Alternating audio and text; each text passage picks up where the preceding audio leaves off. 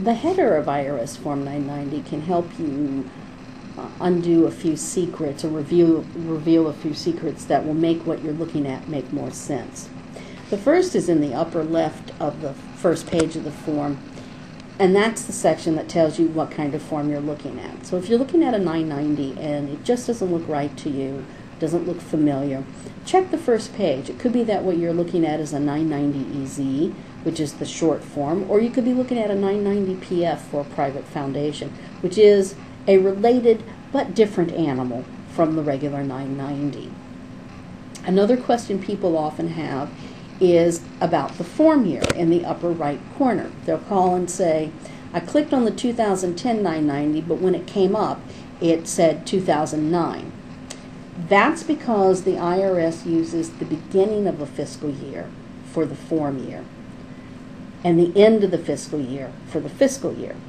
So if an organization's fiscal year began on July 1st, 2009 and ended on June 30th, 2010, the form year that you see in this upper right-hand corner is going to be 2009, but the fiscal year is going to be 2010.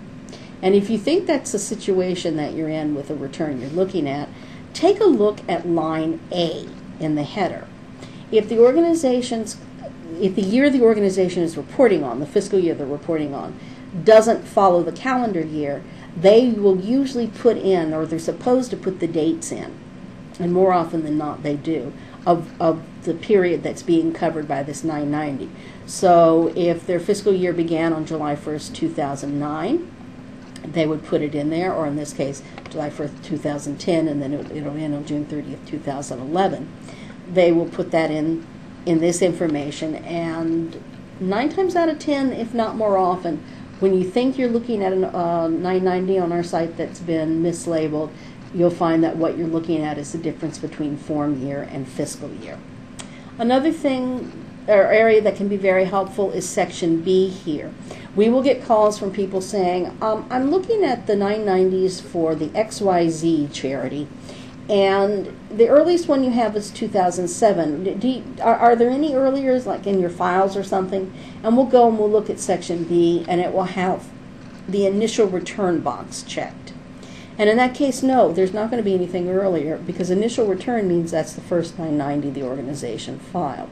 Similarly, if you're wondering if we have a later return for an organization and you go to section B and it says terminated, then no, we're not going to have a later return because the organization no longer exists. And when they put terminated there, that means that that is the last return that they are filing with the IRS. Sometimes people will get confused because they think that the organization they're researching is a charity, but when they get into the 990, they're not finding any information on, let's say, contributions or whatever. If you go to line I in the header, you can see what type of tax-exempt organization you're looking at. There's several types. 501c3s are charitable organizations. And if the 501c3 box is checked, then you know you're looking at a charity if it says 990 in the upper left-hand corner. Because the only other type of 501c3 is a private foundation, and they have to file a 990 PF.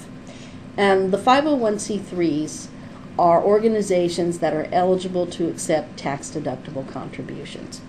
If it's another type of organization, of tax-exempt organization, then it's going to check this box and it's going to put in what type it is. And you've got business groups, your chambers of commerce are not C3s, although they're tax-exempt.